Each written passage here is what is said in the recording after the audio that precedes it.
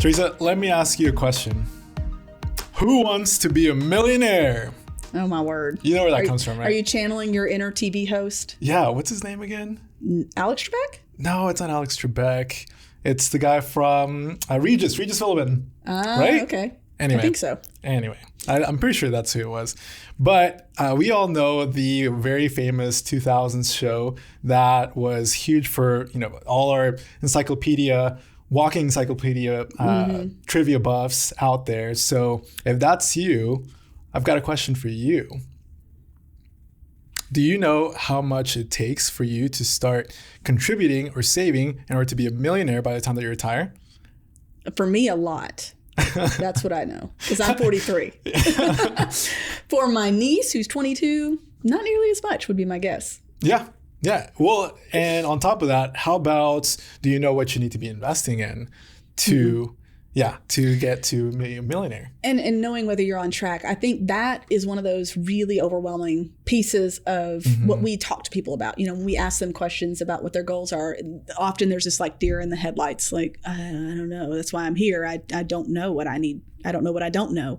So I do think, though, $1 million is kind of a common goal. People say, I want to be a millionaire before I retire. Yeah. And they don't know what it's going to take to get there often. Yeah.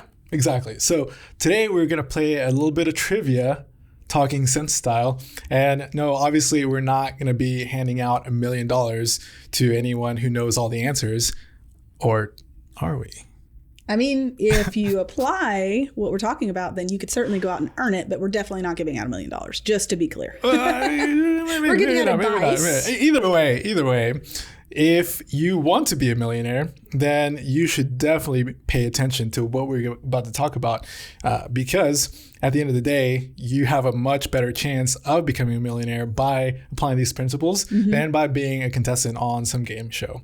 If you don't believe me, then let me explain with a little story, right? Okay. So we've got a story about a hypothetical Mark and a hypothetical Teresa, where they're both 19 years old and they both have a little less than $170 per month to save. With me at 19, that tracks. Okay. Listen, I probably had less than that. But let's say that Mark starts investing the money at age 19 and does so until he's 27, because then, life happens and, kids and all of that other stuff that is a lot more expensive. And so he stops at age 27. Okay. So basically 8 years of consistent contributions and then stopping. Yep. $170 each month. Okay. Yeah. Then, meanwhile, Teresa is living her best life instead of investing, right? She spends it like she earns it. And then at age 27, learns about investing and starts right then and there and doesn't stop until she retires. This tracks also with me. Oh, wait, this is hypothetical. Hypothetical, right? Completely. I'm sorry. Continue. Yeah, this is not reality at all. So if they both earn the same average return of 8% over the next 31 years, guess who will have more money by the time they each reach age 65? I feel like I shouldn't answer this because I have the answer here. We've done these sort of analysis before, but what's shocking to me is it's always going to be Mark. It's going to be the one who started earlier, even if they stopped, because they have all that time. So when we do the math here, Mark ends up with $1,035,160. That's right. Teresa ends up with $883,185. So that's just the math. If you earned an average of 8% over that 31-year period based on the balances they would have had at age 27, that's just where you get to. And that's the crazy thing, is that it's just math. And it's not, we're not talking about some outrageous, average rate of return where they're not saving, like all their paycheck or anything like that. This is not fire movement level savings. No, this is all. Attainable savings if you just live below your means. Exactly. And what's interesting though is even though Mark had more at the end than Teresa, I want to talk about how much total they had invested versus what they ended up with. Oh yeah. So Mark had invested a total of about $16,000. Teresa had invested about $78,000, a little over $78,000. But we're still well above what they put into it. Oh yeah. And so where did that money come from? Where did it come from? The market. The market. It's a beautiful beast when you give it time. Now, let's address current market, right? Okay. 2022, as we've said before, was kind of a bully when it comes to the market. There wasn't anywhere to hide. If you go to cash, inflation eats you alive. If you go to bonds, they're not doing so hot. If you go to stocks, they're not doing so hot. But if you've got 31 years, everything's on sale. Exactly. Have the right perspective here. You know, if I went to Target and my favorite thing or something that I needed is on sale, I'm stocking up. That's just when you have a lot of kids like me. If milk's on sale, you go buy a lot of it. So if your goal is to retire a millionaire, when the market is down, instead of panicking and staying out of it, you need to really focus in, lean into those discounts and benefit from it. That's right. Because, I mean, think about it. Yeah, the market just took a big hit, stocks and bonds, right? So, but where does that leave us, right? So that leaves us with a well-priced market now, right? Where, again, you can get stocks at a discount. Or even if you go into the bond market, I mean, we've talked about it so many times. Interest rates are high, right? So what happens when interest rates are high? Eventually they come down, right? And whenever they do, bond prices go right back up because they have this teeter-totter effect between the prices and the interest rates. Exactly. And you know, it may take some time. 2023 is likely going to be another year where there's some challenges to overcome for the market. Sure, so yes. We're not saying you're guaranteed any sort of results. What we're saying is you have the opportunity to buy things while the market is at a lower level to benefit from it over the long haul, because time is money. That's right. Exactly. So that's the principle. Time invested is money earned, right? So the concept and the principle is start now, right? It's a great time to start. So the sooner they start, the sooner that it starts growing.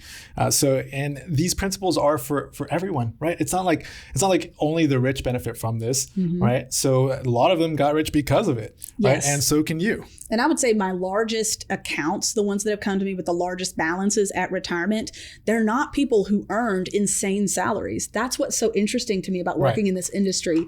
It's the lineman and energy who just live below his means, consistently put into that employer plan and consistently saved for emergencies so they didn't have to go into a lot of debt. It's insane to me, the impact of just long-term solid habits on your future goals. Yes. So whoever you are in this scenario, whether you're Mark or Teresa, the thing is just start investing. Just do it. It's going to benefit you. I mean, even if you were the person that made the lesser amount, still made a ton of money. So why not start? I wouldn't mind retiring with $800,000. Right? Who's going to turn that down? Would you? I mean, if you look at the median kind of average balances in the state of Arkansas, that's still a really great retirement. Absolutely. And I would also say, in case you haven't figured out who wrote this show, by the way, it was Mark. I find it interesting that Mark was the one who had the most money. I mean, is there a little bias in the writing just here? Completely hypothetical. Oh. I just it's interesting. wrote down the two two names that came to my mind first. It had nothing to do with anything else. Okay. Nope, so we talked about the numbers with Mark and Teresa of $170 a month, but let's break this down by decades. Okay, so we're going to say if you're starting at 20, if you're starting at 30, 40, or 50, what the impact of waiting is, because I think that helps people understand why we say start today. Okay. Yeah. So again, a little trivia: if you are 20 and if you want to be a millionaire by the time you're 65, with 10% average returns, how much do you think you would have to invest each month to get there? Well, I will say I've done the math because, again, I have a niece who I helped get started at 18, and it is $110 a month. So if you turn 20 this year and you start putting $110 a month back, you can retire a millionaire at 65. Yeah. That is, I know it seems like if you're living paycheck to paycheck, I get it. That probably still feels like a lot, but 50 would get you halfway there.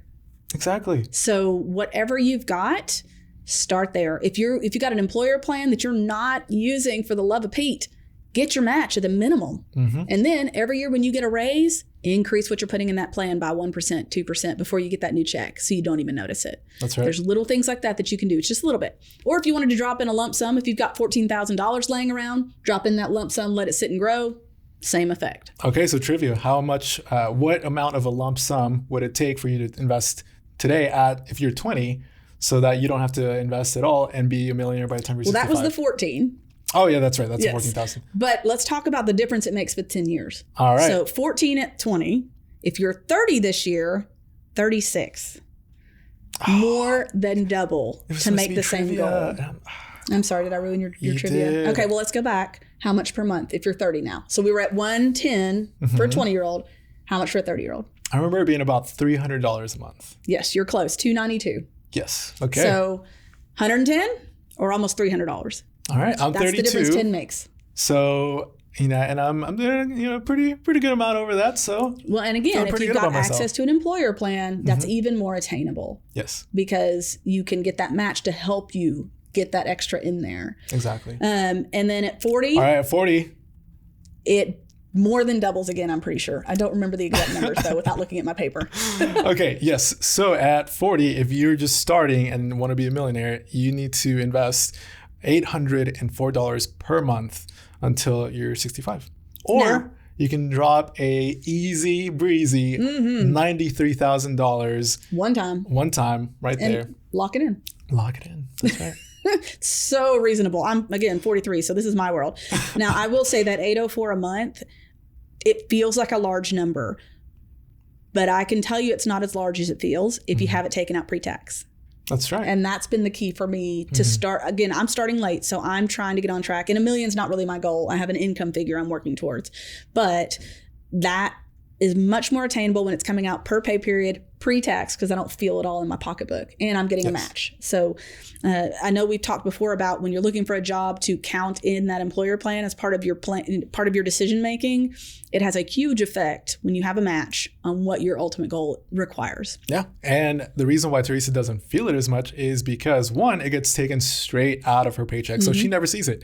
And then two, because she gets a pretty cool deduction from her taxes. So yes. Double bonus. Lowering my taxable income lowers how much taxes come out, so I'm not feeling the whole pinch. Now, if you're 50, so let's back up again. At 40, we needed either 93,000 lump sum, which is super easy to do, or 804 a month. That's right. At 50, what is it? It is a whopping $2,490 per month. That's assuming a whole you're just paycheck. getting started at 50. Now, in your 50s, you have the ability to do catch-up contributions within an employer plan or within your IRA.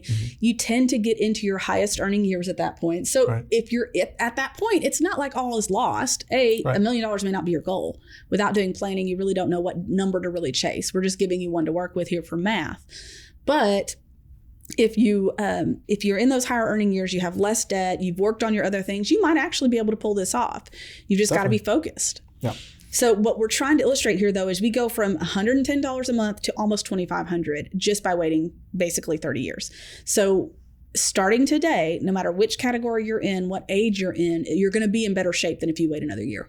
Yeah. So let's talk about what is holding you back, right? Because obviously, if you haven't started, right, if you're still kind of looking at, your finances and you're not to the point where you feel comfortable or you've taken that step, we know that there's a lot of things, right, that could likely be holding you back. One, and I think this is probably the most prevalent, is an expensive lifestyle, right? So there's too many things that you're going after right now, too many things catching your attention, and it's just those retirement savings, investing is just not making your budget yet. So what do you do with that? I think you can start with picking something. So if you are someone who eats out every day and you're trying to tackle some financial goals, maybe you say, okay, I'm only going to eat out once a week.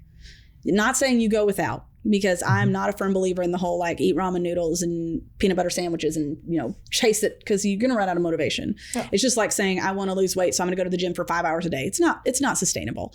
But you can say, okay, I've got this goal. Here are the things that are getting in the way, and pick one of them that maybe even just for a month you try it and you see, okay, it wasn't that bad. I can keep this up, or you tweak it. But staying top of mind with it, picking something to tackle each month, and just, again, 1% growth every day adds up over time. Yeah. And what I would say is, whatever it is that you're doing, whatever it is that you're spending that money on, is it worth the cost? I mean, let's think about it. Are you're going to give up $1 million or $880,000 just for that extra meal or that, little coffee at Starbucks, whatever it is that you're chasing right now? Is that really worth it? That's just what I would leave and on the then table for there. some, it's lack of knowledge. I know for many people that we've met with, they come in the room and they're just overwhelmed. They don't know what number to be shooting for. They don't know what they need to be doing. And if they're investing, they're not sure they're invested properly. Yeah. So there are a lot of tools that you can access. You can certainly meet with an advisor to help educate you and kind of coach you through that. But lack of knowledge in our society, and granted, there's a lot of information, not a lot of wisdom. So let me say lack of wisdom. True. Is something you can have some control over and change. Yeah. And the last one is debt, right? A lot of us start out with crippling debt, and we kind of just tend to recycle it as we go on in life.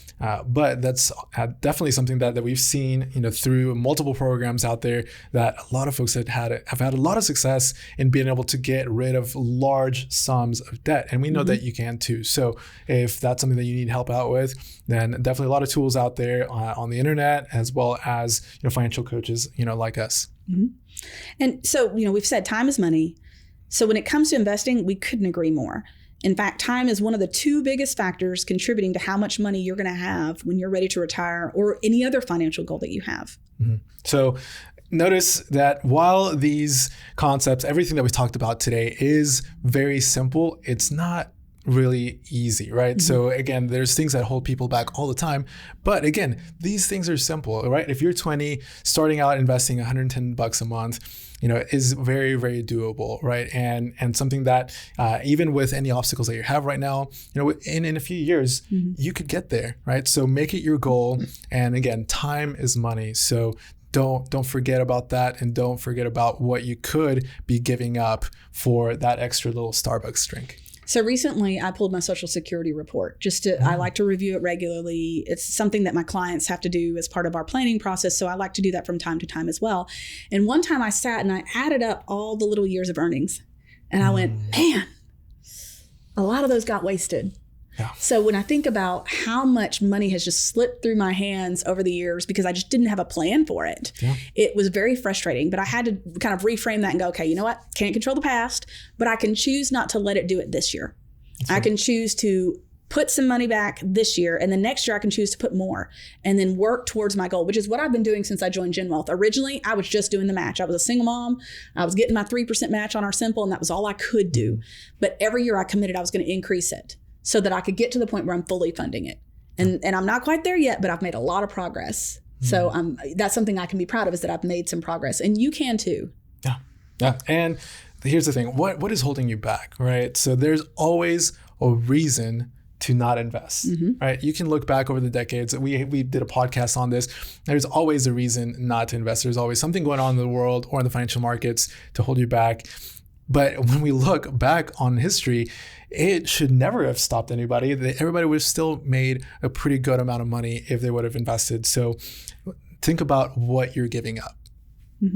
So thank you guys so much for joining us this week on Talking Sense. Next week, we're going to give you the inside scoop on important questions to ask your advisor before you go forward. If you're trying to pick that coach for your financial future, what you need to ask them to make sure they're the best fit for you. Yeah, let's redo that. Thank you. You kind of hesitated, so I didn't let you do it, but I'd really rather you do your outro if that's okay with you. Sure. And I mean, I could start with my 2 cents and go into it as well. So, okay. And my sense would be, what is holding you back, right? Regardless of what's going on in the market, when you look back on history, there's always a reason not to invest. Have you thought of all the reasons why you should? Well, that's it for us today on Talking Sense. Tune in next week when we talk about the questions that you need to ask when looking for a financial advisor.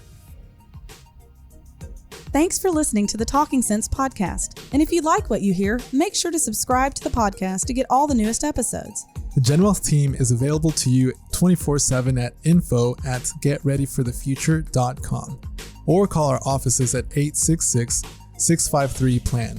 That's 866-653-7526.